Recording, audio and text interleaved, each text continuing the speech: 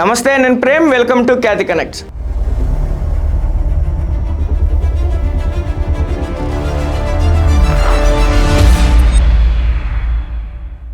కృష్ణా నదీ తీరాన తెలంగాణ సరిహద్దున ఉన్న నియోజకవర్గం జగ్గయ్యపేట. పారిశ్రామికంగా, రాజకీయంగా ఎప్పుడూ హాట్ టాపిక్గా ఉండే ఈ నియోజకవర్గంలో ఇప్పుడు సరికొత్త సమీకరణాలు తెరపైకి వస్తున్నాయి. ప్రత్యర్థులు ఇద్దరు కూటమితో జతకట్టారు. పైకి నవ్వుతూ చేతులు కలుపుతున్నా లోపల మాత్రం నువ్వా నేనా అన్నట్లుగానే పోరు సాగుతుంది. 2024 ఎన్నికల్లో తెలుగుదేశం పార్టీ అభ్యర్థి రాజగోపాల్ శ్రీరామ్ అలియాస్ తాతయ్య ఘన విజయం సాధించిన తర్వాత ఇక్కడి రాజకీయ చిత్రం పూర్తిగా మారిపోయింది. జగ్గయ్యపేట మున్సిపాలిటీకి స్పెషల్ గ్రేడ్ హోదా దక్కడం, శాంతి భద్రతలపై కూటమి ప్రభుత్వం ప్రత్యేక శ్రద్ధ పెట్టడంతో స్థానిక సమీకరణాలు ఎలా మారుతున్నాయి, వైఎస్ఆర్ కాంగ్రెస్ పార్టీ ఇక్కడ మళ్లీ పుంజుకోవడానికి ఎలాంటి వ్యూహాలు రచిస్తుంది, ఇవాల్టి పాయింట్ ఆఫ్ వ్యూలో చూద్దాం.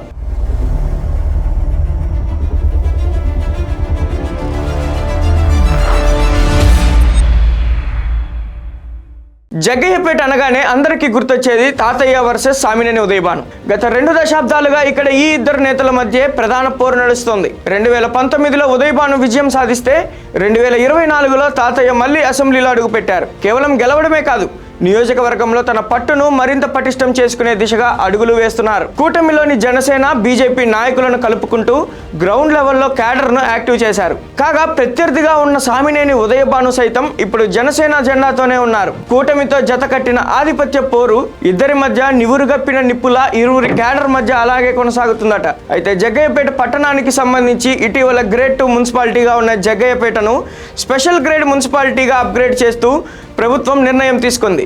జనవరిలో జరిగిన కౌన్సిల్ సమావేశంలో దీనిపై ఏకగ్రీవ తీర్మానం చేశారు. ఈ నిర్ణయం అధికార పక్షానికి, ముఖ్యంగా ఎమ్మెల్యే తాతయ్యకు పెద్ద పొలిటికల్ మైలేజ్ తెచ్చిపెట్టింది. నిధుల లభ్యత పెరగడం, పట్టణ మౌలిక వస్తువుల విస్తరణకు అది దోహదపడటంతో ప్రజల్లో సానుకూలత వ్యక్తమవుతుంది. ఇటీవల ఎమ్మెల్యే రాజగోపాల్ శ్రీరామ్ స్వయంగా సైకిల్ ఎక్కి క్షేత్రస్థాయిలో పర్యటించడం, శ్రమదానం వంటి కార్యక్రమాల్లో పాల్గొనడం ద్వారా ప్రజలకు మరింత చేరువయ్యే ప్రయత్నం చేస్తున్నారు.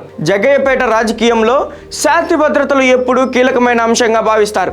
ఈ నేపథ్యంలో ఇటీవల రాష్ట్ర హోంమంత్రి వంగలపూడి అనిత జగ్గయ్యపేటలో పర్యటించడం సంచలనంగా మారింది. సురక్షా కమిటీల సహకారంతో నియోజకవర్గ వ్యాప్తంగా ఏర్పాటు చేసిన 509 సీసీటీవీ కెమెరాలను ఆమె ప్రారంభించారు. మహిళల రక్షణ కోసం శక్తి యాప్ వాహనాలను హోంమంత్రి లాంచ్ చేశారు. జగ్గయ్యపేటను ఒక మోడల్ గా తీసుకొని రాష్ట్రంలోని మిగతా నియోజకవర్గాల్లోనూ ఇలాంటి శాంతి భద్రతలు చేపడతామని ఆమె ప్రకటించడం స్థానిక కూటమి శ్రేణుల్లో ఉత్సాహాన్ని నింపింది.